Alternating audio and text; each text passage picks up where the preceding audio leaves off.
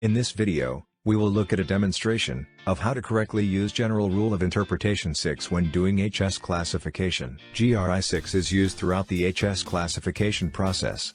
To put it simply, it defines how to read the tariff book.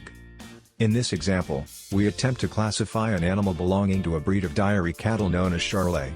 For the purpose of this presentation, we assume that we already know it belongs to heading 0102, which is for live bovine animals. We start by comparing the 3 1- options under this heading, ignoring everything else on the page. This is an easy choice to make, since we know we are classifying cattle. Having identified the 1- description, we now look at both the 2- descriptions under it. Note that we again ignore everything else on the page. A quick check with the supplier confirms that this animal is a purebred but has been castrated. Hence it is not a breeding animal. So we choose Other. There are 2 3- descriptions under the subheading of 01, 02, 29. This includes another Other description. Remember that we only need to compare both the 3- options and can ignore everything else on the page. Since we already know this animal is castrated male cattle, this is an easy choice to make. Finally, we have to compare both the available 4- options.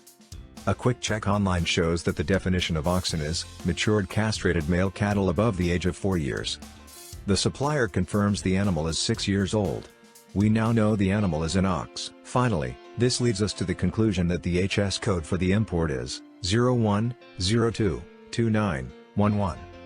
One rule of thumb when applying GRI 6 is that, if used correctly, you will not have to compare 2 identical heading descriptions and have to choose between them.